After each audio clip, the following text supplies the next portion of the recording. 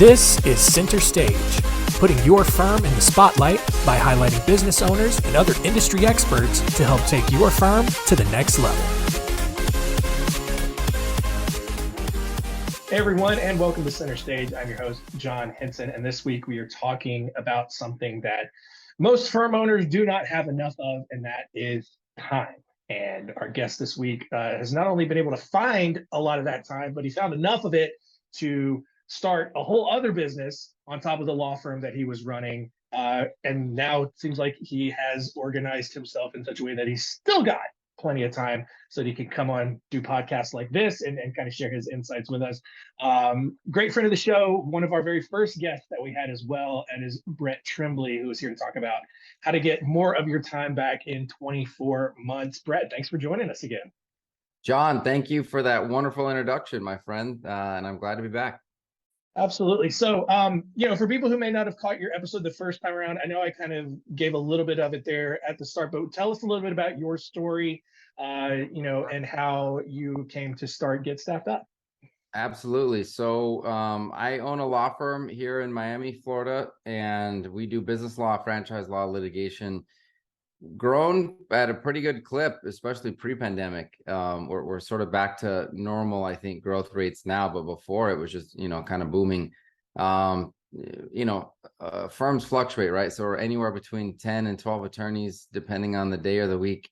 And, basically through that experience of, I really struggled my first few years, and I was trying to do everything myself, and then analyzing, reading books, getting coaches. I realized I was not going to go anywhere without getting help, but I was just so reluctant because I felt like I couldn't afford anybody, or I was going to, be embarrassed if I had to hire them and I couldn't pay them. All of the reasons we make for getting in our own way. And the analogy that I often use is it's like trying to run a restaurant all by ourselves because we're so terrified of not having enough customers to pay people. But you shouldn't run a restaurant that way. If you're trying to be the cook, the waiter, the sommelier, the owner, the marketer, the host, all those things, it's just not going to be a good restaurant. And a lot of times we don't realize that we don't really have a good law firm. We just have ourselves as a lawyer, not a real firm.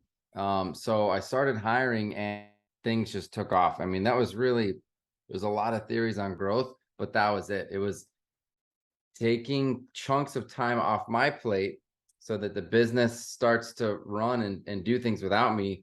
Another person. And suddenly we've got, consultations coming in without me, calls coming in, being set, and I just focused on the legal work. Marketing was happening.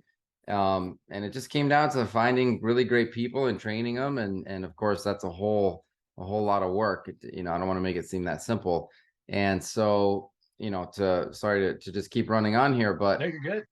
2018, me and a friend, another attorney, decided to, he had found some people in another country, offshore help, and he didn't replace his law firm. It just like coincided with them leaving, and he heard about this concept. And so we started really digging into it, and we thought, man, this could work for so many lawyers like us who are just terrified to hire, to grow, and who had those pain points because it's so much less expensive and they can do 99% of the things that somebody here domestically can do. And so we started Get Staffed Up, and here we are all these years later. And because we were pre-pandemic, our timing was amazing, and we absolutely have just blown up. And we're helping, we've placed thousands of jobs, and we've helped people all over the world. I shouldn't say all over the world. Our focus point is Latin America because the English is so good. The culture is in alignment with us, the time zone, and the education. But we currently have over almost 1,000 what we call staffers placed with law firms in the United States. So it's just been tremendous. Yeah, absolutely. And I know we've worked with some of your staffers too, and yeah, I can vouch for that. Like, yeah, really high quality, really knowledgeable, really skilled people that you guys are able to find and place there. So thing we're talking about today, though, you are launching a book. Well, at least by the time this episode comes out, the book is out and live. Yeah, 24 there it Months is. to Freedom. Yeah. So one of the things I want to ask you though, a lot of self-help gurus out there, they claim like, oh, we'll give you, we'll get your firm $10 million in 60 days or Yeah. 2 weeks to this or 90 days to that. Why 24 months for you? Yeah. I mean, it's such a good and important question. It's kind of those things where nobody wants 7-minute abs when 6-minute abs comes out, right? And then 5 minutes. And there's I didn't want to lose credibility by trying this marketing trick where you basically lie to people and you're like, have the best law firm ever in 6 months. And then in Right. the fine print, it's like not normal results, There Yep. there aren't any shortcuts around growing a great team. So I have seen firms start doing some things and growing their business and doubling revenue in a year, which is great. I've done more than that as well. But then a lot of those firms come crashing back down because they don't have the systems in place. It's like going back to the restaurant analogy, your marketing works, you have this trick, and the line to your restaurant is out the door and around the corner, and you can't fulfill the orders. You don't have the staff, you don't have the ingredients, you don't have the capacity, and people are like flooding in and you sit them anyway because you took their money, right? Let's not forget a lot of people promise to fix revenue, but you didn't build out the team and then the systems and everything in order to fulfill those orders. So yeah, you just crash and burn and you overwork yourself. So 24 months, we have a timeline in the book. We have 7 chapters and there's 7 main positions that we argue should be hired in a specific order to really start to take strategic specific chunks of time away from the owner. Or if you got multiple partners, maybe you got 2 or 3 attorneys in a firm, it's the same concept, right? Yeah. Because the attorneys end up doing a lot of the admin work they shouldn't be doing. So you can later, stop doing the legal work, but early on you should continue doing the legal work because that's going to be the highest and best use of your time. And over 24 months, if you've done it the right way, you've hired, trained, put someone in place, and then the next person, and there are some overlaps, and in a way that it's smart and it's worked for our clients, it's worked for me, it's worked for a lot of people. Yeah. So, yeah, and one of the things you talk about, and I know that you dealt with this, you mentioned I've talked to dozens, if not hundreds of lawyers who also have this issue, but time management. And you talk about how a lot of lawyers, they try to do everything themselves. And there's clearly just not enough time to do all of those things and do them effectively. Well, why do so many lawyers, struggle with time management and then also struggle sort of letting go and delegating a lot of those things that take up their time?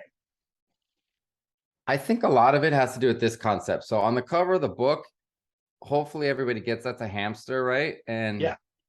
he or she has left the hamster wheel behind. And the reason I like that analogy so much is there's a lot of people with energy and gumption and they want to take on the world. So they get up and they just go. And so like you feel like you're working so hard, but because you're on the hamster wheel, you're not any further than you were, right? And you run faster and faster and longer, but you're in the same place. And that is just like you can't move that hamster wheel forward without additional help. And Yeah. like that's what I was trying to do. But as I talk about in the book, you hit your ceiling. The average lawyer, solo attorney bills, and there's a few different stats, but they're all close. So you basically bill a little over an hour, but you collect around an hour per day. And because you're doing so many other things, where again you're in the kitchen cooking, you're taking orders, you're refilling water, and you just can't do more than that. And people keep thinking like, well, I'm gonna have this breakthrough, I'm gonna get this really big case, or I'm gonna get these perfect cases.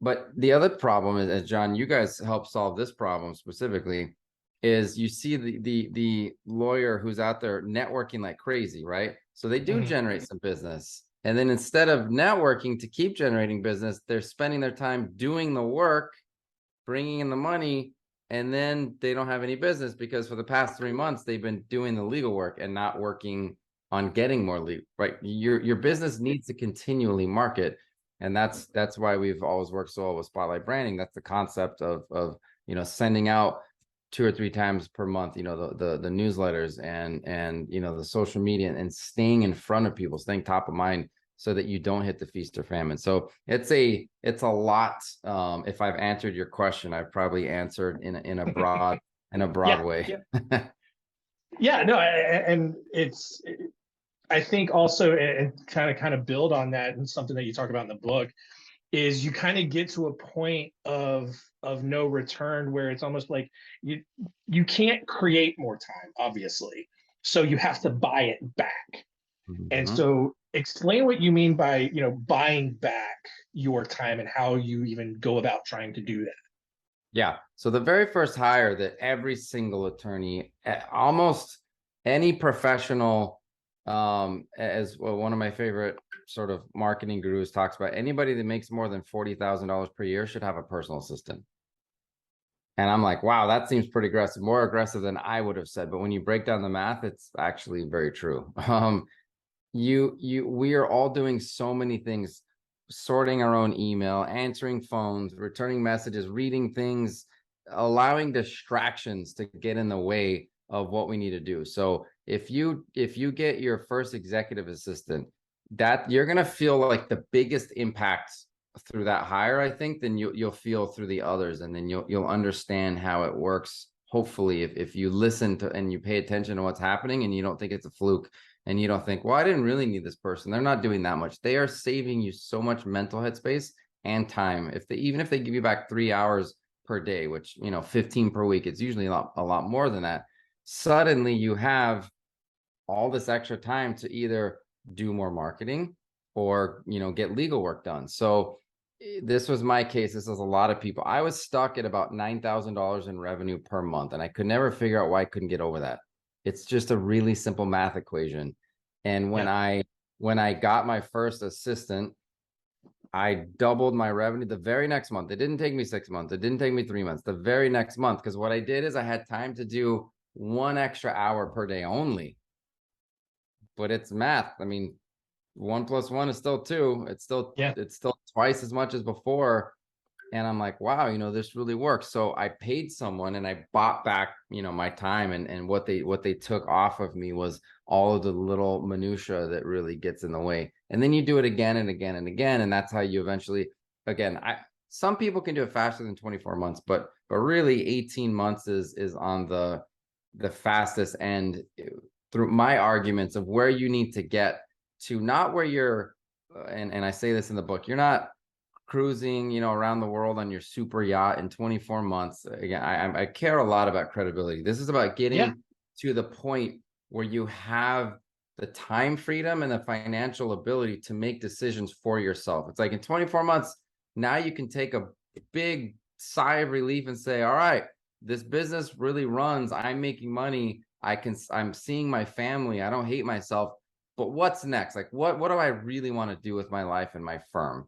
But you can't get to that point when you're on the hamster wheel. It's just impossible.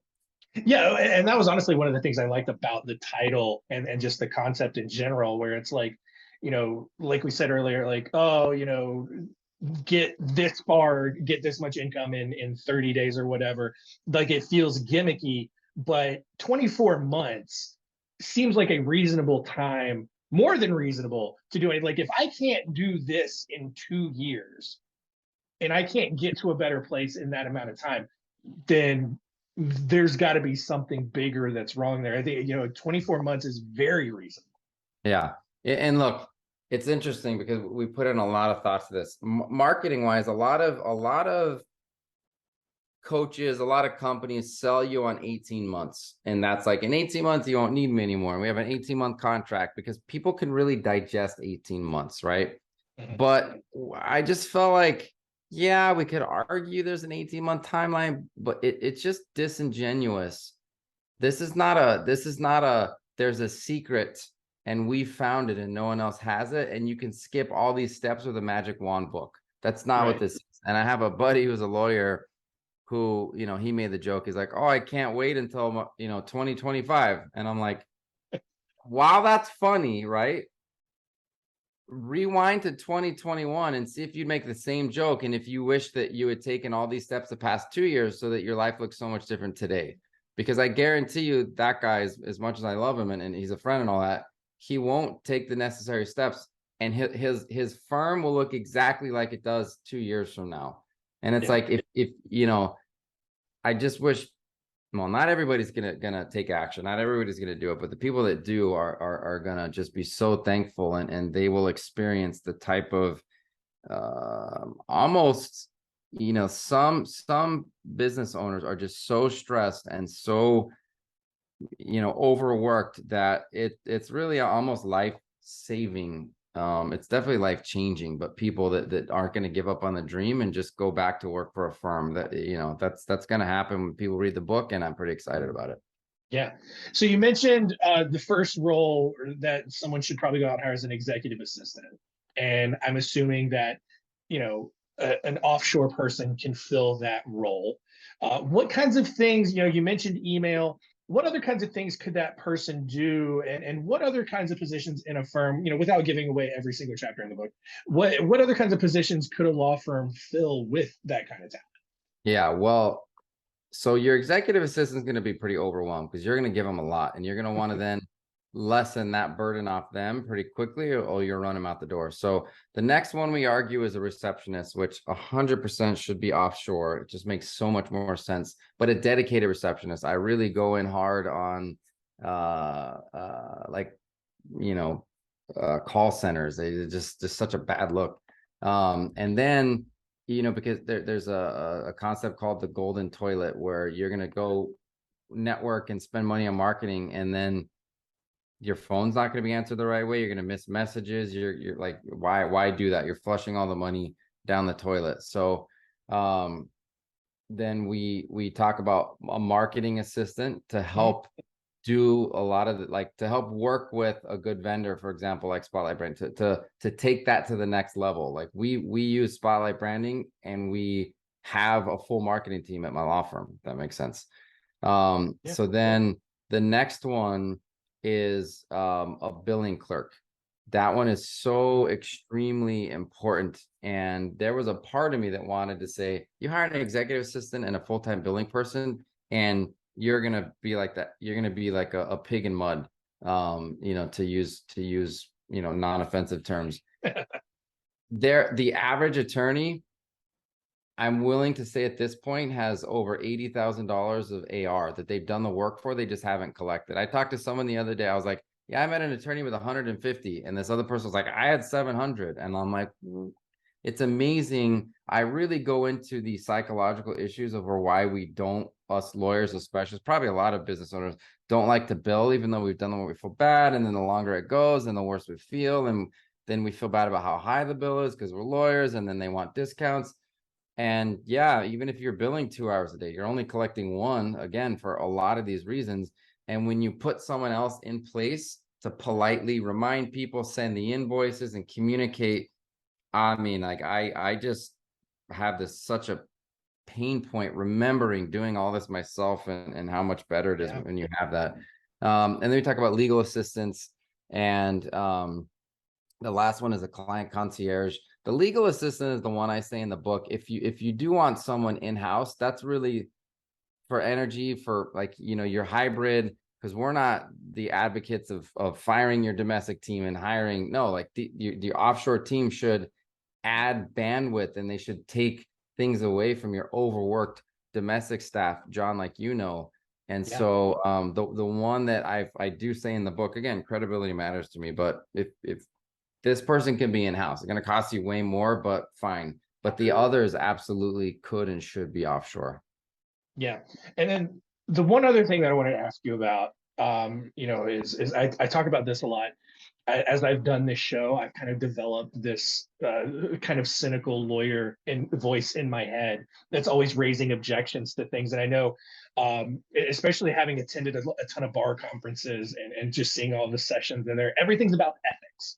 And I'm sure that you get this a lot, but you being a lawyer, I'm sure that you have vetted this and figured this out. Are Yeah. there any kind of ethical concerns with having offshore international staff, on your payroll, or how client information goes back and forth, anything in there that you've kind of addressed or dealt with in this concept? Yeah. So on your payroll, absolutely not. Uh, Client information, you have a duty as a lawyer to protect your client's information just like you would from your team, right? Everybody expects that if you have legal assistants, they're going to have access to the legal information that the case is being worked on, and paralegals and that. And if that person lives in Indiana, California, New York, or South America, there's no difference, because it's going to be accessible and then should be protected via electronic means, right? So if somebody has a computer and they're next to you or across town or in another state or another country, it's still via computer. It's still via the same, email systems, file sharing systems, case management systems, and you still need the same safeguards and protection that you would for anybody. You have to take reasonable measures to protect the data. There's been a lot of instances where data has been stolen domestically. I've yet to hear of one that the data was stolen via an international employee or team member. I'm sure it'll happen someday, but the risk, in my opinion, is less than it is. And we do background checks, and we withhold pay if there's any issues, and we put a lot of things in place as a company to protect our clients from those things. Yeah, so basically, it just sounds like kind of the only real difference between the steps that you would take hiring someone in-house versus offshore is just the fact that they're not going to be in the office with you.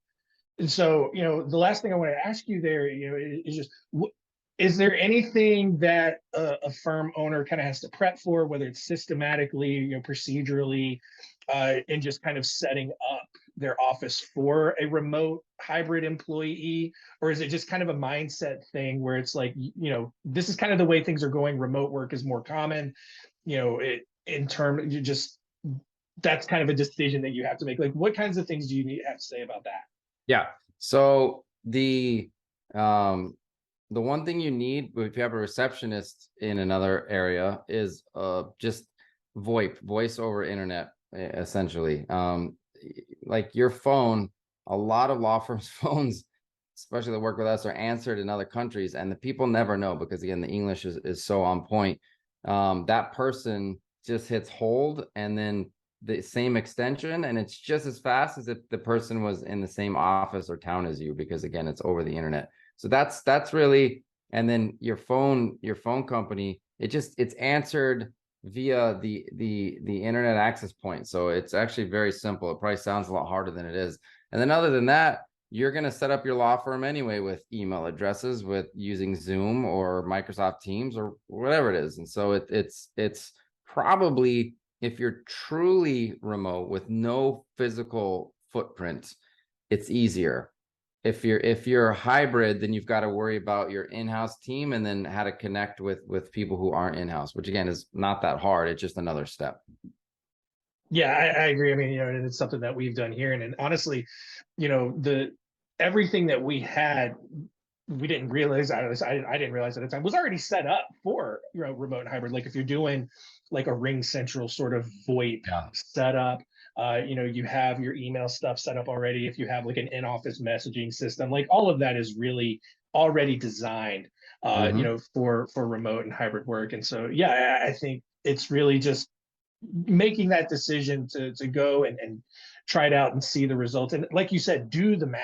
Like, whether it's, we talked a lot about it in terms of like, trying to figure out what you should be charging and what that might look like when you raise your rates. But even to your point, buying back your time and really seeing how much more that you can do with the extra free time that someone can take off of your plate. How can people get the book? Where can they go and learn more about it? Yeah, thanks for asking that, John. So we've set up a special landing page just for your listeners that not only has the link to the book, but also a discount if somebody read the book and wanted to work with us. So that link is just getstaffedup.com/spotlight. So if people go to getstaffedup.com/spotlight, then again, you can grab the book there and find other information. It's that easy. Awesome. Yeah. And yeah, you guys do a ton of great work. And I know, like I said, we've had some of your staffers on and just have been 100% impressed by just the high quality and not that I don't want to make it sound like we didn't have faith in people in other countries, but just it's a new concept and there's just so many unknowns around it, and so just being able to get the hands-on experience and not even having to like switch staffers every 2 weeks because it wasn't a good fit. Like, you guys do a really great job of finding the right fit the first time around, and I cannot recommend you guys enough, and recommend that you all out there check it out. The link is in the show notes to go get Brett's book and check and learn more about just the entire world of virtual staffing. And so, one final question for you, Brett, before we wrap up here. If you had one final piece of advice for our audience, what would it be? It's actually sort of dovetails into the last comment you just made, which is, it's not like you had this built-in bias. It was just a new concept for you. And I think that Tony Robbins has a quote. This is 80% of the hang up in any business is the mindset of the owner. And we don't realize we all carry around these views on things that we don't make the time to sit down. And again, because when you're on the hamster wheel, you don't have time to sit down and analyze anything. Really think through what you're doing, because you're just so busy running. To think through well, why not? Like, why couldn't I have people that are just as educated, harder working, more appreciative of the jobs? They just happen to reside, they sleep and wake up in a different country. Why couldn't that be me? Because a lot of people are like, oh no, that's not me, oh I can, and it's just frustrating. I mean, I'm fine, I'm not losing any sleep over their decisions, but it's just so nice when you get people to break through and take the time to say, that could be me and it should be me, and it is way less expensive, which gives me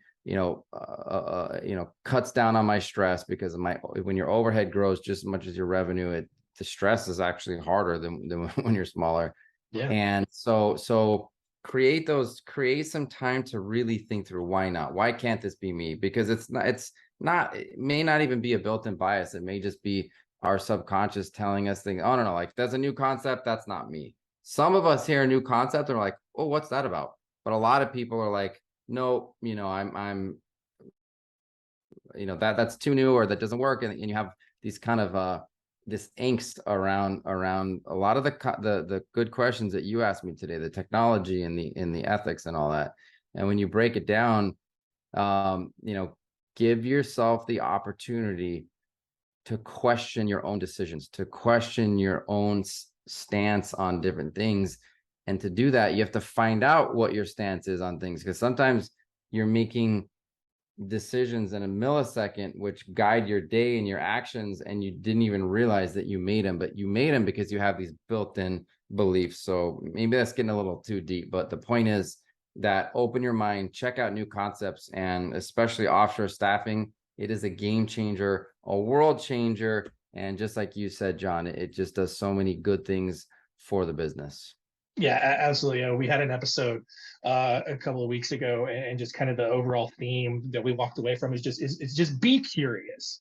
Don't just shut yourself off to these things because they're different from how you've always done them. Like, understand why they're different, and then make a more informed decision rather than just being controlled by that initial fear and skepticism. And so really appreciate you sharing that. And that's going to do it for us this week. Thanks so much for continuing to listen. If you have not done so yet, please leave a rating and review. It does help the show get exposed to more people so that more people can check out Brett's book.